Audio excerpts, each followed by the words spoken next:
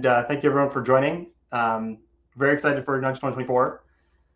The premise behind Nudge as a conference and the sessions that we have for this coming week are really predicated on the fact that sales compensation is so critical and so impactful to the entire sales performance management process, and leveraging the latest in best practices from academics to practitioners across the board to help each and every one of us better design incentives and better run our planning cycles as we go into next year, to think about incentives in a way unlike we've ever thought about before, and constantly leverage best practices to drive a much better outcome for our respective businesses. I think we have a lot in store this week, and especially super excited for this session. And before I do that, I want to call out and at least bring attention to the fact that we are going to be hosting and kicking off a 2025 sales planning masterclass series. It's events on sales territory and quota planning all the way through to the incentive design that we're going to be running over the next few months. And these sessions are really meant to align with the planning process. And so I believe our team's going to be posting the link. Please don't hesitate to RSVP and join the waitlist for the events. Without further ado, I'd like to invite Frank and Philip to join us on the stage, and I'll introduce both of them here today. So Frank Cespedes is a lecturer at Harvard Business School and author. I think his lifelong career and experience in sales performance management and sales strategy, and the background and the experience that he brings to today will certainly be very, very insightful. His latest book, Sales Management That Works: How to Sell in a World That Never Stops Changing, is full of insightful content for the audience today, and certainly something that I'd recommend as a great read. So excited to have you join us today, Frank. Philip Wiseman is an assistant professor at Texas Tech University.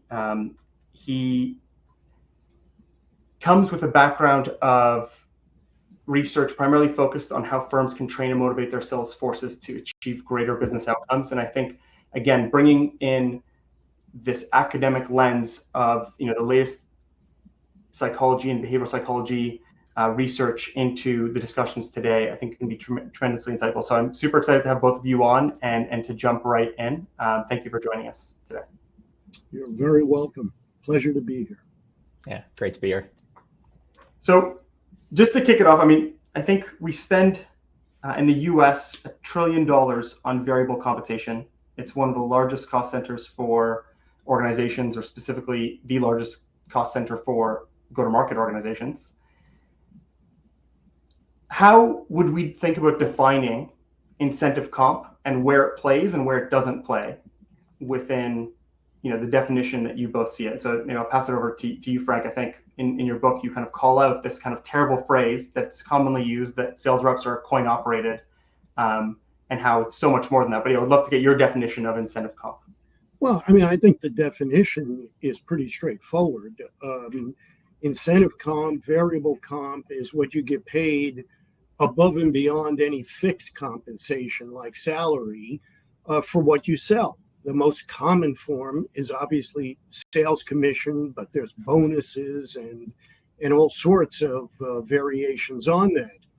In terms of its place, the $1 trillion, I think you've got to think about sales compensation and the structure of any incentive, whether it's commission or anything else, as a necessary but not sufficient cause of getting the behavior that you want. And that, I think, is the fallacy in this common but awful phrase, coin operated, talking about people like they're vending machines. And my objection to that phrase, I want to be very clear, is not a moral objection. I think people can say whatever they want to say. I'm pretty militant about free speech. My objection is that it's dumb. People are much more complex than vending machines. They're much more complex than rote profit maximizing agents, which is what we study in economic. And that's why compensation is so important. But it is not the be all and end all of getting the behavior that you want. And sales and selling is all about behavior. It's not about attitude. It's not about how they shine or don't shine in interviews. It's about their actual behaviors with prospects and customers. Yep. Certainly, I mean, this goes back to, and we'll touch on this a little bit later, but this concept of the one size fits all, when it's so much more complicated because of the element of human beings. Would love to get your perspective, Philip, on how this differs from, or how aligned from a definition perspective of sales comp. Yeah, I would agree with that. I think definition, and I think, yeah, it's high level. We think about this idea that, in any kind of job, we're trying to, essentially get people to trade, hours, their time, their energy, their motivation, for, something in exchange for that they have value. And we can put that in terms of monetary terms, but, we know, yeah, people are looking for greater motivations in addition to being able, to exchange, monetary rewards for things that they need, but they're looking for, other sort of things to be satisfied through a job. And that's going to vary from person to person. And so I think, we think about how do we get people sort of exchange, effort, but also, how do we direct that effort towards the things that we actually care about, and how do we design compensation accordingly? So if you think about the foundation that a rep, obviously, there's a financial threshold that needs to be hit. I think we touched on this in a previous conversation, where there needs to be some element of financial thresholds that a rep can see a path to winning. But beyond that, I think there's certainly an element of like the incentives potentially to be more tailored. I guess thinking about, this driving at and tailoring incentives to specific profiles, recognizing that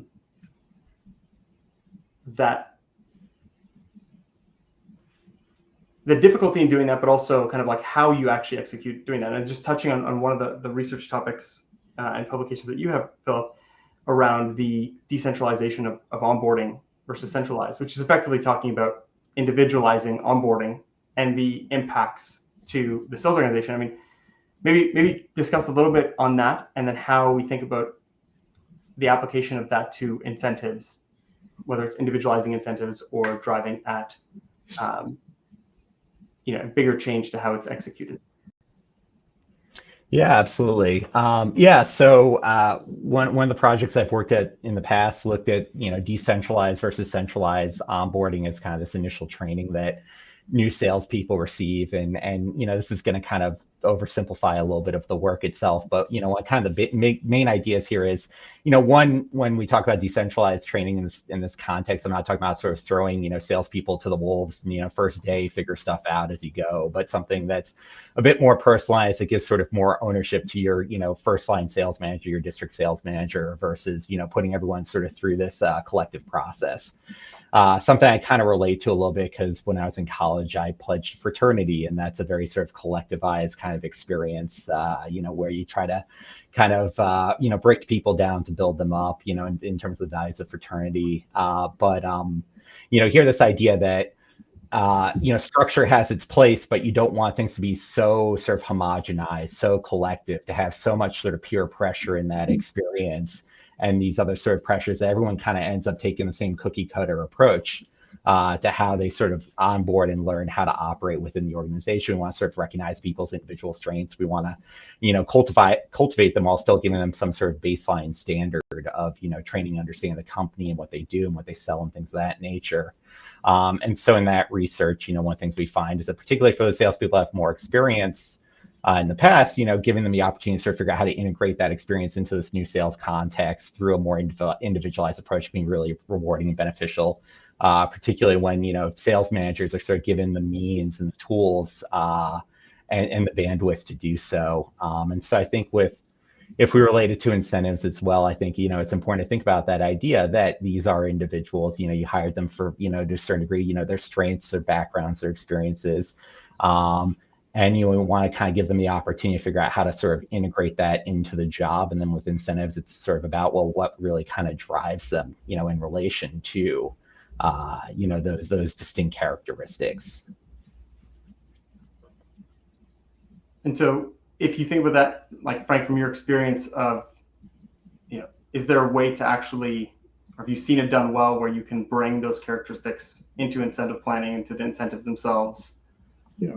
Well, I mean, occasionally, but I think, what I have experienced, what I find is that managers usually have three objections to individualizing, customizing incentives, two of which I think are fundamentally wrong, illegitimate, and one of which I think has a case that you can make. The first objection is, well, we don't have the data. That is decreasingly true. Single biggest thing happening in sales is the data revolution. And Nabil, I know we're not here to sell anything, but Forma is a good example of that. Forma provides the data to tell you something about strengths and weaknesses and what is always a heterogeneous collection of people in any sales force. So I think they're talking about the past. The second objection I hear, probably the most common, is this folk wisdom about compensation, that you've got to keep it simple. You may have heard this again and again. The best comp plans should fit on, an index card or something like that. I think that's illegitimate. There are many, if not most, sales tasks, especially in the B2B sector, that are complex. They just are complex. You can deny the complexity, but it's still there. And I think what's behind that folk wisdom is this assumption, it's a variation on the vending machine comment, this assumption that somehow we don't want to tax the brains of salespeople, they have limited cognitive capacity. Here I can only draw on my experience over 30 years. I have yet to meet the sales comp plan that the sales force does not understand in detail within 2 weeks maximum. In fact, the same people who tell you to keep the comp plan simple are usually the same ones who complain about game playing by their salespeople, and salespeople know how to play those games. So I think those two objections are, on the one hand, obsolete, on the other hand, just based on erroneous folk wisdom. The one that I think has an argument for it, and this is especially true, you'll find in early stage ventures, and then as companies get more complex, and that is that in order to scale, we need common metrics. And if we really customize this, it's going to make that more difficult. Now, there are ways to deal with that, but it implies that you have got to have the data and understand it. And the other issue with customizing incentives is that it puts more pressure on what, in my opinion, I sit on boards and I can tell you, this is what I'm always hammering on the head of sales about. Their job is not simply to set a comp system and then just watch things happen. Their job is ongoing performance management. And when you customize the comp system, it does put more pressure on your ability to do performance evaluations, to sit down and coach on a customized basis as well. But that's not a reason not to customize the comp system. It's a reason to make sure your sales managers know how to manage. Yeah. I think there's an element of, and there's a few interesting comments here in the messages, but kind of still, I think simplicity for simplicity's sake is never the right thing, right? Because you need to distill the requirements or the objective if you plan to simplify. Okay, simple is always better if you capture all the requirements that you need to execute. In most large enterprises, there's a lot of nuances, and I think there's an element of how we best, how you can simplify as much as you possibly can, but at some level, you might have to treat certain sales different than other sales. Yep. At that point, it's more about messaging and education across the board, to actually get the reps to understand it. Because I think if reps don't understand it, it's off. I do agree. I think the best reps that I've seen have, understood the comp plan inside and out, understand every mechanic and what they're going to do to get to that outcome. Yeah. And, if you want anecdotal support for that, history is a good guide here. Go back and look at the sales comp plans of Cisco, IBM, HP, Google in their prime. Some of those plans are literally the size of, binders. And again, the reps understand them. If this is how you eat, if this is how you get paid, you will do your homework. It's not like the students Phil and I have. You wonder, have they really prepared the case? Reps prepare the case when it comes to compensation. Yeah, 100%. And I think there's always a disconnect between crediting and the rules of how you get credit for something versus the actual mechanics of how you get paid. And it's one thing to simplify here, but it's, again, larger organizations, it's very difficult to simplify the concept of territory or crediting rules. So, curious, as you think about building up this comp plan and optimizing, how would you think about those customizations at scale? So you're an enterprise, you have 5,000, 10,000 sellers. How do you think about the nuances and the tweaks and creating those incentive differences at scale across an organization that large? And I don't know, Philip, if I'll pass it over to you to kind of share and then go back to Frank. Yeah, I mean, so one thing I think about is the value of technology and trying to enable that. The more complex things get, maybe I think the better, the more helpful automation is, to kind of help support some elements of that. The other thing I think about is, I think one of the challenges is with some, elements of compensation is, and it depends on how you want to administer it. So something I sometimes think about is, how much you give people choice versus deliver different things to different people. And then there's sort of this question of how much they talk to each other about that. Or, are these just kind of water cooler effects going on? How do you manage that? My sort of general sense is, with transparency and with choice and then trying to build infrastructure to support it, you can kind of manage those results because people, value feeling like they have control over these kinds of, decisions as opposed to feeling like, the decisions being made for them. Though, I think there are limits to that. Yeah, it's a great point. I think, so when you define choice, it might be something as simple as like creating all the tweaks and customizations, but offering it up to end reps and agents to actually select which components of the plan, for example, that they want to choose. Would that be an example of that?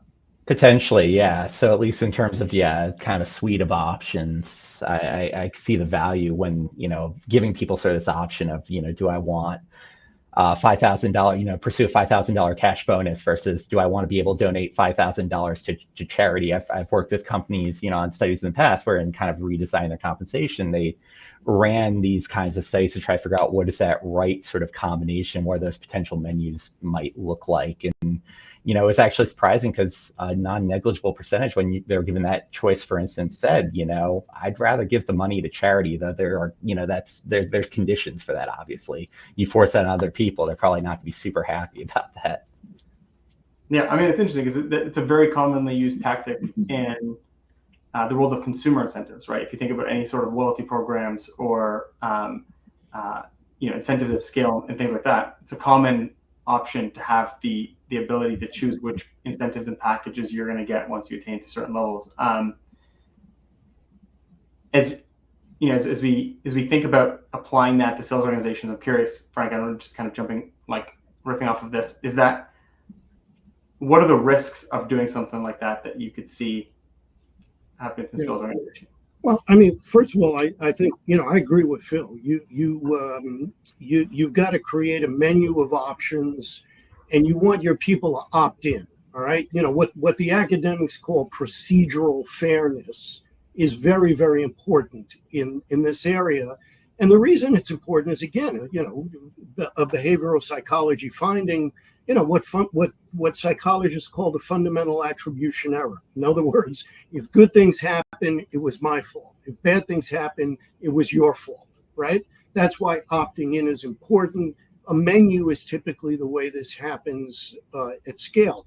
The issue, I think, and here I just go back to basics, the issue is what principle do you use to design the menu? And for me, the principle is ultimately the company's strategy. There is no such thing as effective selling if it's not linked to the company's strategy for how we're going to increase the value of the enterprise. And that's what should shape the menu of options. I also think we shouldn't set up a bar that is too high, because at the end of the day, if you look at the data about sales comp, and this is true not only in the United States, but more or less globally, and the figure I'm about to cite has been remarkably consistent throughout my balding career. If you ask yourself, how is variable comp set in most companies? The answer is that 70% of companies, and this again is the consistent figure, give or take a few percentage points each year, 70% of companies said it's simply based on volume. Sell more, you make more.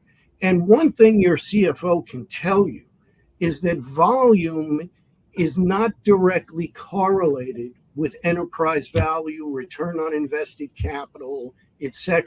So if you look at current practice, it's not like it's setting a bar that is very high. It's pretty simple and simplistic. And the reality is that it's very, very often, and I mean very often, not linked with how the company is going to execute a strategy that increases enterprise value. So, the reluctance to even experiment with other methods, I think, is basically a function of inertia. I don't think it's a function of time-tested wisdom. And there are such things as time-tested wisdom in management, but not in this case. Yeah. No, I think I wholeheartedly agree. Again, back to how much is spent on variable comp.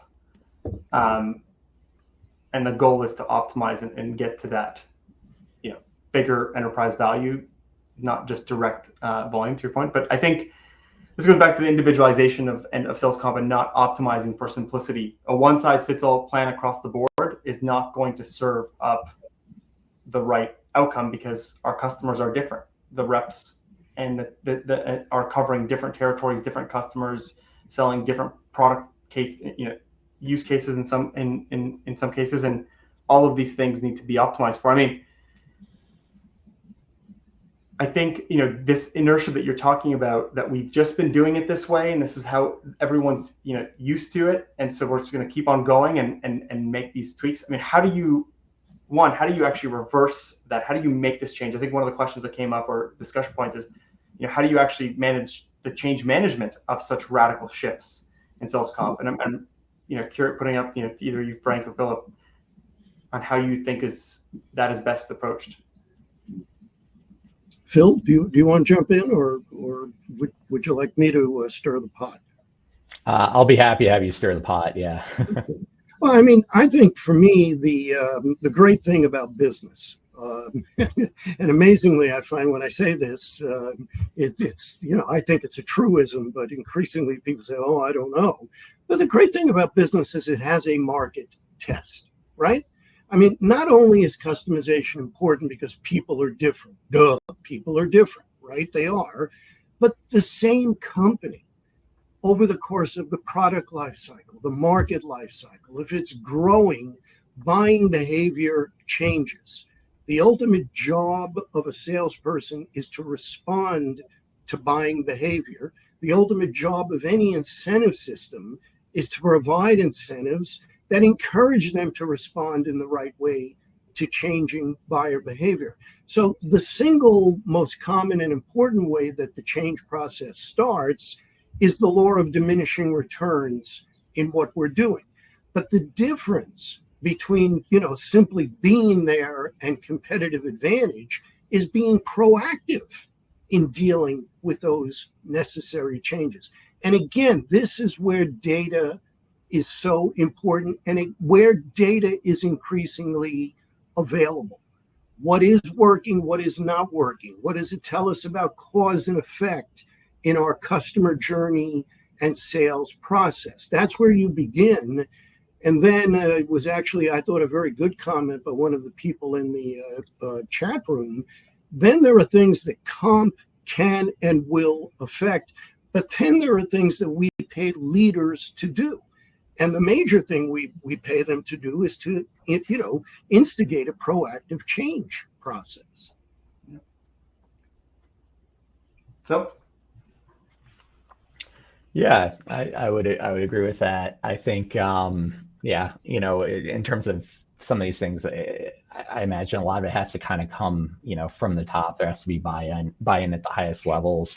Yeah, you think about how strategy is changing. I think one thing in particular that's sort of getting more easier, or I should say just easier to do when it comes to sort of driving behavior and responding to strategic shifts is thinking about how we tie incentives to specific kinds of behaviors and activities. And we have to think about in terms of the customers you serve and how that varies from one market to the next. What are the meaningful behaviors at the right point? And we have more data to try to figure that out at a more sort of granular level than ever before.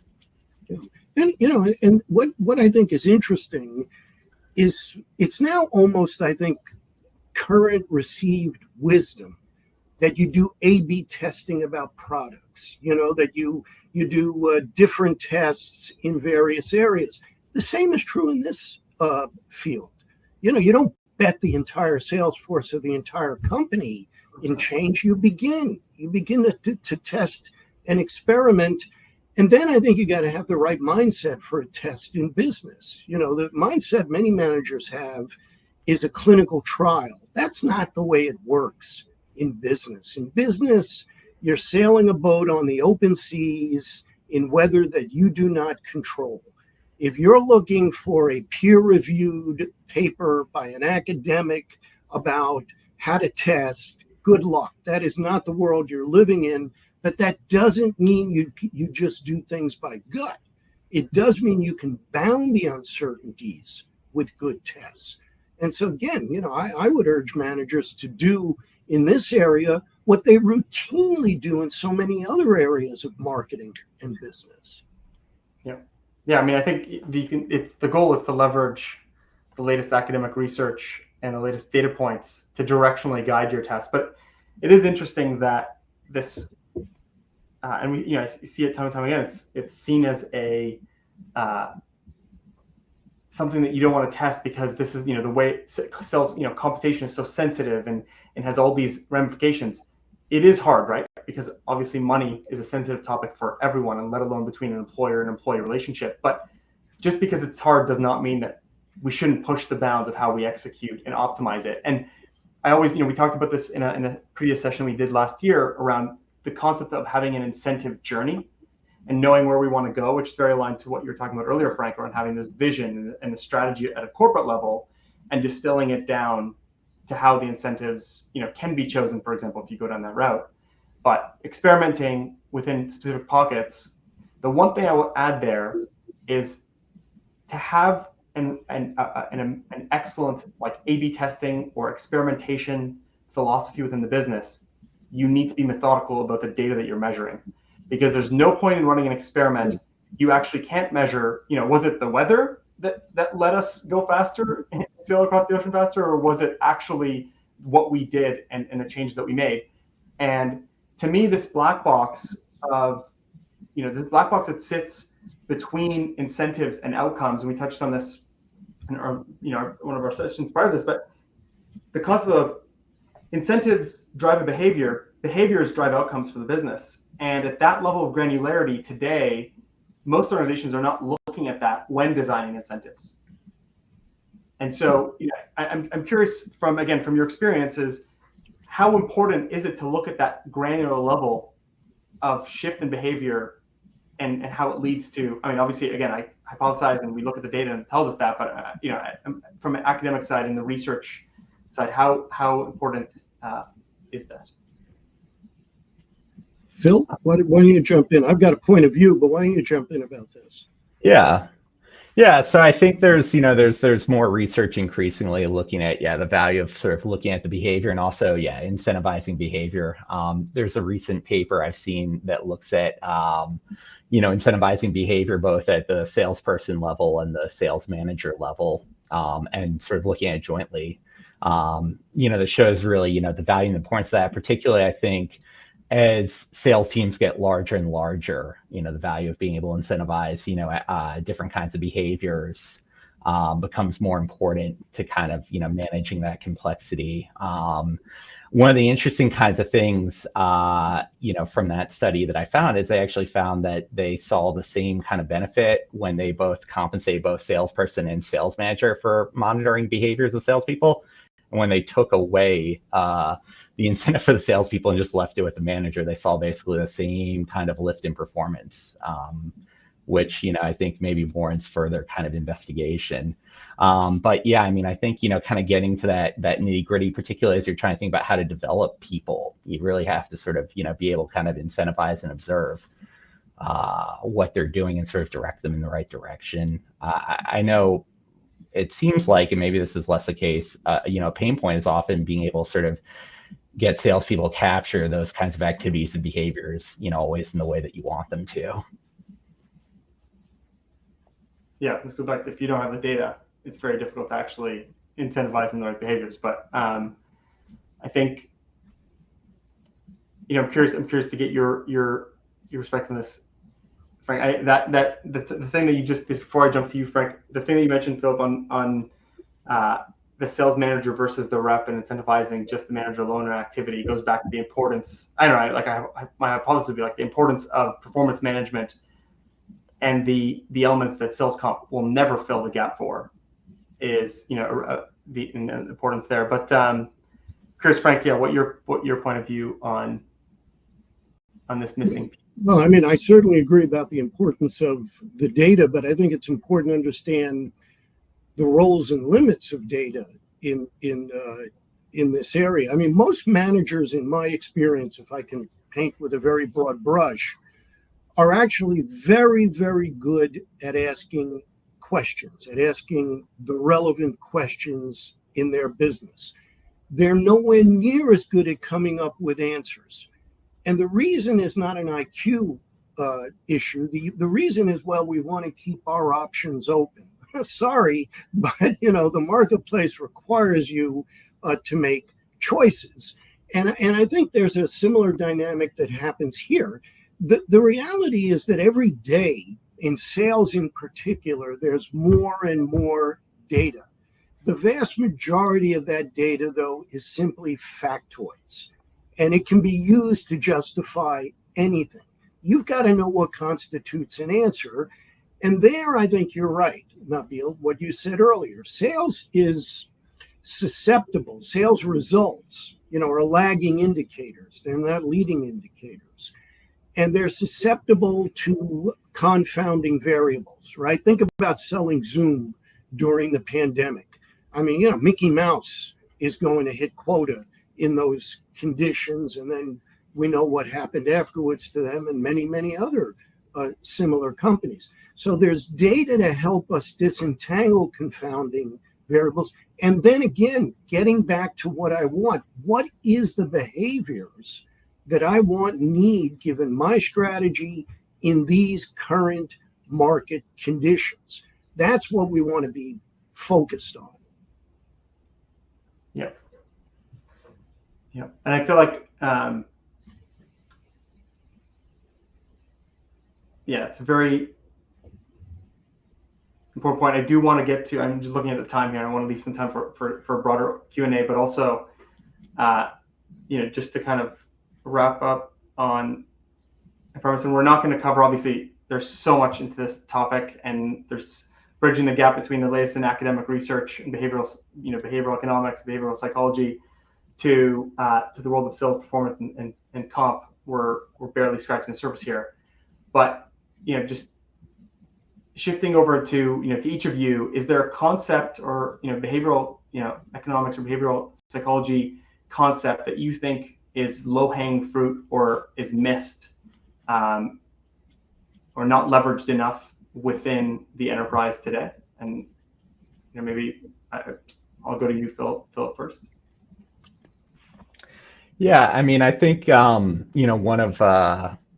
think one of the more powerful things, is kind of thinking about what it is that people want that really sort of satisfies them, particularly once you kind of meet their base needs and things of that nature. And I think sort of the power of sort of identity, and we can also kind of couch some of the things I'm going to mention just briefly in terms of things like the impact that change has, or even one of the interesting things I think about is with incentives and design incentives and change is any kind of change potentially can feel like a loss, because you go from having this one thing to having this other thing. It feels like you're losing this one thing, you're gaining this other thing.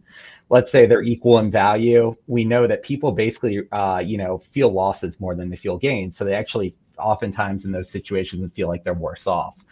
That can be a sort of a hairy thing to try to manage, that sort of element of loss aversion or, loss framing, though, can also be kind of a powerful tool, to help sort of motivate salespeople, particularly when we can maybe tie it to, things that maybe relate to sort of their idea of who they are and their identity.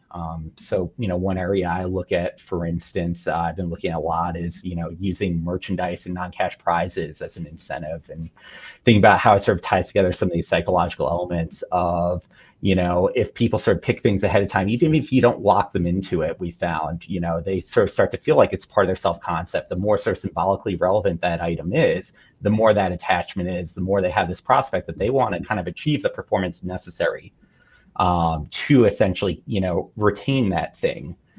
We've seen this when we've used sort of harder pre-commitments, but we also see it when, it's non-committal. And I think it's important to sort of think about the idea of identity, and then somewhat related to the idea of sort of not wanting to kind of let go of things that are important to you.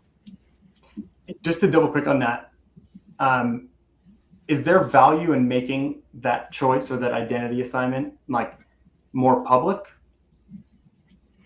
I think potentially for, the right kinds of, I think, goods, the right kinds of products, there is that element. I think, one thing we do see a lot in research and things I've worked at is, in that idea that it feels like a firmer commitment. If I make it publicly, I'm more locked in, for instance. If I, feel like I'm communicating something, I'm signaling something to other people that matters to me in terms of who I am, I probably want to hold on to that, more deeply. So, I would say, generally, yes. Yeah, I think there's just such an untapped potential for, both the identity concepts you're talking about, but and even the non-financial incentives and the power to kind of drive the behavior. So certainly, as you're going through planning cycles this year, I think like applying some element of that could be very, very powerful. Frank, I'm curious what your thing would be. Well, I'd fundamentally agree with Philip. If I had to cite one element that is more or less an established psychological fact from this body of research, it would be the loss aversion dynamic inherent in, the endowment effect, as they say. And here I think, again, I'd agree with both of you. What you're calling identity, that old phrase you hear again and again in sales is true. We work for money, but we strive for recognition. That's very, very important. And again, it gets me back to my initial comment in this session. I think you got to think about compensation as a necessary but not sufficient cause of getting the behavior you want. If it were all about the extrinsic rewards, smart managers would have solved this generations ago, but they haven't, because people are complex. And that's what behavioral psychology constantly reminds us about, how complex we are as human beings. I always remember, Dan Kahneman, the godfather of behavioral psychology. I remember being a speaker at a conference where he was interviewed, and the interviewer said, "Oh, Mr. Kahneman, your book, Thinking Fast and Slow, so great. What a contribution to humanity." And Kahneman said, "I don't think you really understood the book. I was talking about the way we're wired as human beings. That's not going to change because somebody read a book." So, that's what part of what our topic touches on. Yeah, 100%. And I feel like there's a not recognizing that we are incentivizing human beings, and it's not just, back to the point, it's not just a machine that I put in the specific variables and it's going to optimize perfectly every single time, is actually part of the playbook that we need to operate within in the business world. And if you won't buy into that playbook, my advice is don't become a manager. You'll do more harm than good. Yeah, exactly. And so, just thinking about, there's a ton of, I think there's a ton of great comments in the chat here, and kind of staying up to it. I think, there's an element here of, there is no one size fits all, because there is clearly way too many variables in this optimization. And I mean, even if you just talk about kind of something as simple as like, making a change, there are probably tactics that we can do to make the existing plan seem far worse, and kind of make the reps understand how inadequate it is before we ever show the new thing, to kind of take away perhaps some loss aversion. But again, that is done not at a grand level. It actually has to be understood at an individual level. And so it really is a question of like the scale and how to be able to kind of take this and do this at scale. But maybe we pass it over to, I think there's been some great questions here in the audience, and would love to pass it over on the Q&A side. So just taking a look at, maybe one of the first questions here is just, some examples of some really successful incentives that you've seen applied, and maybe take it further. It's kind of in that vein of leveraging, the latest or kind of best in class approaches to behavioral psych.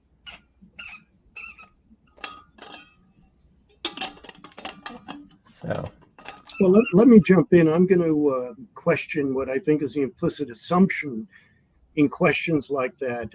Again, of all the activities in business, sales is the most context specific, right? Selling software is different than selling capital goods, is different than selling professional services. Selling in North America is different than selling in Latin America, the Middle East, Europe, etc. All right, very context specific. And as a result, chasing some secret sauce, chasing best practices in this area, I think is very, very dangerous, even within the same industry, because strategies of companies within the same industry vary. You can point to lots of sales comp systems that are generating seemingly great results over time, but does that mean they're relevant for your company? That's where a manager has to understand their strategy and the behavioral implications of that strategy for people doing business development. I don't see a one-to-one translation there, and I think that's one of the fallacies in this area. And my support for that, because what I'm about to say, I think I would almost bet the majority of our listeners have had this experience in their careers. You hire someone from another company, someone who's clearly a sales star, and it's another company in the same industry you're in. And somehow when she gets to our company, her performance is not the way it was there. Now, think about that common situation. It's not like that person suddenly got stupid or lost their capabilities. There is no such thing as performance in the abstract in business. There's only performance in our company, in our market, with our product and our prices. So I think chasing best practices, or it works so great at so and so, I think it's a very sketchy thing to do in this area of business. Yeah, 100%. I mean, so it's interesting, because this is a common question that when I founded Forma, and I would explain, and I was testing this, the theory and the concept behind, thinking about incentives in a far more individualized fashion and leveraging data to improve the outcomes of incentives. The question I get is, well, wait a sec, are my plans going to be leveraged by other, is my secret sauce? And it's, well, one, absolutely not. But even if that were the case, there's no two businesses in the same industry that are exact same, unless it's completely commoditized industry, in which case it's commoditized, you're differentiating between one another in maybe go to market or service or something else like that. And that's naturally going to change the incentives that are going to work for your business and that don't. And that's even, it's still at a macro scale, let alone all the other aspects and the variables that you talked about, Frank, around like selling is different within the same company. A rep that's successful in a certain geo may not be successful if brought to another geo and left to their same process and their same flow. And I think it just goes to show the need for individualization at scale and to leverage all the data and the mechanics. But Philip, I'll pass it to you. I saw you nodding to Frank's comments, but yeah, interesting to get your perspective on it as well. Yeah, I would definitely agree, with those sentiments. And I think, it's hard to find a one size fits all. I mean, context is so critical as you kind of think about these things. And, from the academic perspective, I think it's one of the reasons why too, we try to think so much about things like what are the mechanisms, how is this thing flowing, kind of think about this more sort of abstract reason why, X is causing Y, to try to think about, okay, how might this sort of poured over generalized other contexts, and where does it kind of fall apart as well? Because like for, all the things we might talk about the benefit of certain kinds of incentives, like merchandise, trips, things of that nature. I mean, for the salesperson who doesn't have, enough money to put food on the table, putting that, out there instead of cash, it's going to do nothing for them. And we see that, certain kinds of things, they work better under certain conditions. And then, sort of the question is, why? Why is that? The more we understand that why, maybe the more we can think about how these things kind of poured over, into our specific context. But even then, I think you kind of have to get the mix sort of right for your context, and you have to get the levels right as well. It's so important to, like Frank was talking about earlier, to kind of A/B test these ideas and test them in a way that's sort of right for your context. Like someone runs a study where they look at, switching out $5,000-$10,000 of an incentive for one form versus another. Are you going to be specifically switching out 5 to 10,000? Do you think that relationship is linear from 5 to 10? And because a lot of times when we run these experiments, we sort of pick 2 points a lot of times. And there's sort of this implication that there's a sort of linear relationship between them, which may not be the case. Yeah, no, there's certainly a lot of cases. I mean, there's a question that's come up that's kind of, maybe if we kind of think about solutioning in real time here, just to answer this. But the question is, when making a large change to comp plans, where aligns with the strategic objectives, but it's actually more punitive, and I'm ad-libbing here, so harder to hit their OTE. I mean, this is a perfect example of like, can you leverage? There's no way that's 100% going to be a loss, right? In the eyes of the rep, but can you leverage other aspects, other ways of designing incentives, or incentives that go beyond more the intrinsic or recognition incentives, to kind of mitigate against the change like that? Yeah. Well, I mean, my experience with changes like that is, at the end of the day, people vote with their feet. And I've rarely seen, if I understand the direction of the change this person's describing, I've rarely seen a situation where you're not going to get turnover. And I think, again, I always quote the gangster movies. You chose this life. If the change is necessary because of the market, this is one of the costs. What I would point out here, however, you know that old phrase, culture eats strategy for breakfast? It's not true. Culture eats strategy for breakfast, lunch, and dinner. And if you look at why people stick with a company through all the various changes that any growing company must go through, it's usually not simply because of the sales comp system. Now, if they're not making money, that's one thing, but that's pretty basic.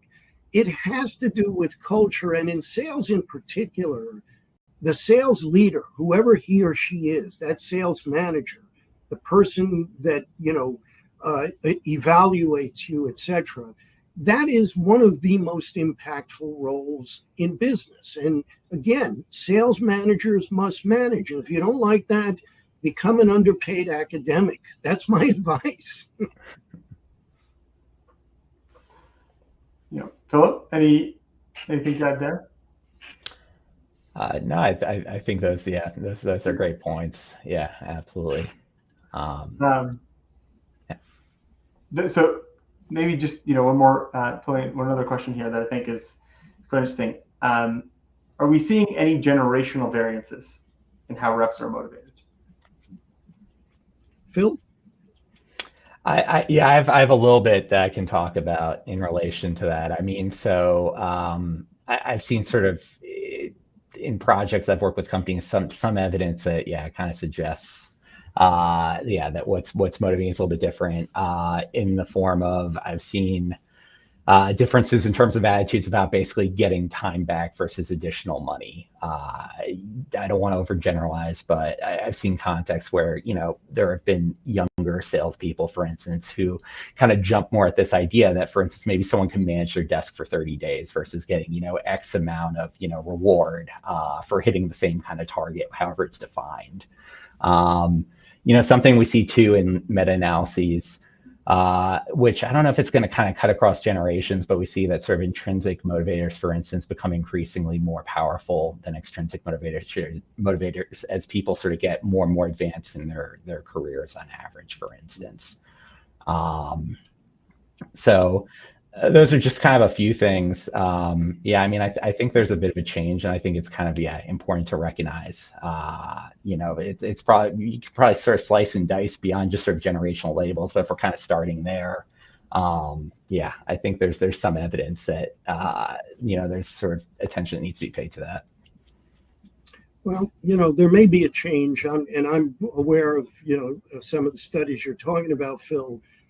I myself am a little more skeptical about that for two reasons. I'm old enough to have lived through successive waves of every generation. This one's different. They're not interested in this. They're interested in that. There was a very good book written about 3 years ago by, he's a sociologist in England, Bobby Duffy, Duffy. It's called Generations. And Duffy points this out, he documents it, and his basic point is, the obvious one, but people constantly forget it. And that is someone who's 25 today is going to be 30 in 5 years. And it doesn't matter what they do. They're going to be 30 in 5 years. They're going to be 35 in 10 years. And life changes, and so does whatever are the intrinsic rewards and trade-offs they're willing to make. I do know, though, that because of social media, because of other things, what we were talking about earlier, the recognition identity points, that's obviously more important because it's magnified, right? You do good, you do bad, you can you've got an amplifier there. But does it really change any of the basics about why people do or don't work hard, about why motivation does or doesn't occur, about what kinds of incentives at the margin make a difference? I'm at best agnostic about that, to be honest with you. I don't think that people that are in their 20s today are genetically that different from people who were in their 20s a generation ago. Yeah, I mean, I think that I think the biggest change is kind of what you touched on. It's the market dynamics that have changed, which is with social media, access to information, the requirement for you to be in this job are no longer, you're not limited. There's so many options. And I think that it just raises the bar for how companies operate. So I think every person that's grown up in the latest, tech and the kind of the latest generation that's entering the corporate workforce, they're used to individualization. They're used to having information with ease of access and understanding how it works. And so I think there's an element of like, if it's not clear how I'm going to get from X to Y and how I'm going to make my earnings, and I'm seeing on social media my peers grow and get recognition and scale, and I understand how much money they can make, the bar is just high enough now that it's like, if we don't execute, we don't operate within the business to drive that excellent experience with a rep, they have more options, so they're going to leave. And we're going to see I that. think that's right. And I think that's true in the workforce in general. I mean, I saw this change in MBA programs 20, 25 years ago. I think, these people are smart enough as young people to know that their first job is very unlikely to be their only job. And that part of what you want to do in your first 5 years in a career is get the experience, the development that makes you more marketable for the next one and the next one. But I don't think that's, specific to Gen Z or whatever we're now calling people in their 20s. And I think we've got to understand the realities of social pressure. At least in America, you don't say, hey, you know what? I want to make even more money. Of course, you talk about time or something else. And that's just the way you talk about it. But that doesn't mean it's real in terms of your behavioral motivation. I know it says 3 minutes at the top, but I think I just realized that we're past 2. So I just want to get to wrapping up here. But I think, again, we barely scratched the surface, and it's already like there's so much to unpack here. And I just want to thank you both, Frank and Philip, for joining and sharing your wisdom and experience. Thank you for everyone in the audience for joining. If you have any follow-up questions or comments, please don't hesitate to reach out and follow up afterwards, and we can direct anything to Philip or Frank if need be. But I just can't thank you enough both for joining and sharing your wisdom, and I hope that everyone walked away with at least one thing that they can apply in their planning cycle for this coming fiscal year. With that, we'll wrap up. Thank you. Thank you. Yeah, thank you all so much.